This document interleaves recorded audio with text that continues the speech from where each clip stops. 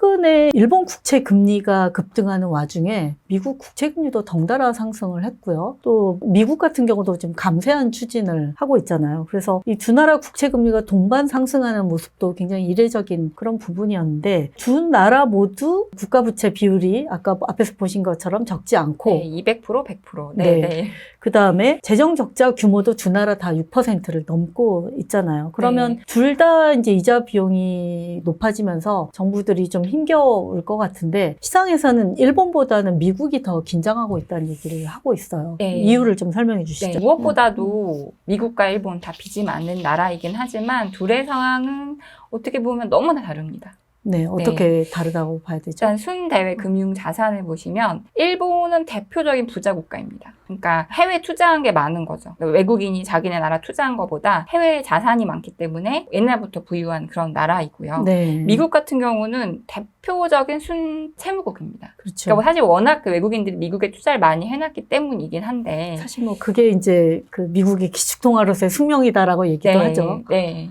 그렇기 때문에 사실 문제가 생겼을 때 일본은 회수해서 들어올 돈이 많은 거고 미국은 그럴 돈이 없는 상황인 거죠. 사실 우리가 그동안 미국으로부터 외국인 자금 빠진다라는 거를 걱정을 해본 적이 그렇게 없었잖아요. 네. 근데 최근에 그런 얘기가 더 나오는 이유가 있을까요? 워낙 미국 투자를 많이 해서 그런 것 같아요. 워낙 미국으로 지난 10년간 미국이 금융시장 비중이 너무 커졌다 보니까 뭐 30에서 50% 정도 미국의 돈이 다 들어가 있는 상황이고 언제 빼나갈지 모른다라는 공포가 일단 있는 것 같아요. 여기에다가 트럼프 행정부의 감세 정책, 그다음에 약달러를 또 추구할 수도 있다라는 우려 이런 것들이 맞물리다 보니까 미국에 투자한 자금들이 본국으로 돌아갈 수도 있다라는 그런 우려와 연결된다라고 이해를 하면 되겠네요. 또 하나는 외국인들의 그 국채시장 비중도 중요합니다. 아까 일본은 12%라고 말씀드렸고요. 두 번째 차트 보시면 채권 시장에서 국제시장에서 외국인 비중이 계속 줄어오긴 했거든요. 네. 근데 그럼에도 불구하고 30%나 되는 상황입니다. 네, 아마 기관채나 이런 거 합치면 훨씬 더 높을 것 같긴 하네요. 네. 그 말은 결국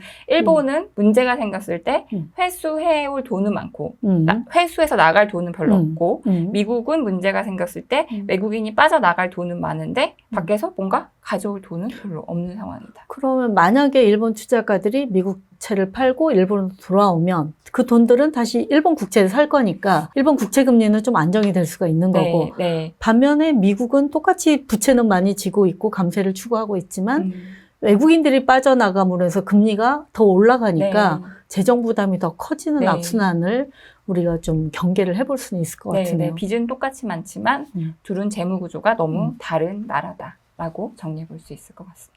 그러면 그 엔캐리 청산 진짜 우리가 긴장해야 될까요? 어떻게 생각하세요?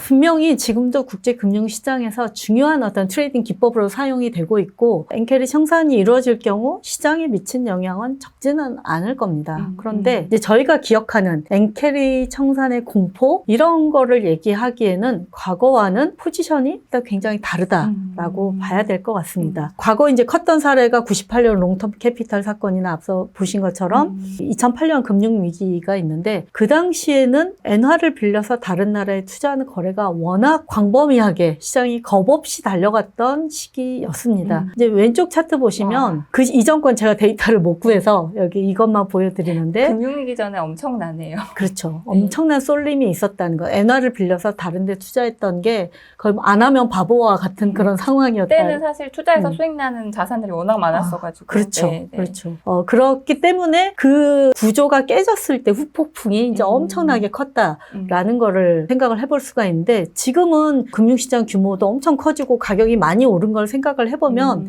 코로나 이후로 조금 엔캐리가 는 거는 맞는데 유의미할 정도로 늘었다고 보기는 어려울 것 같고요.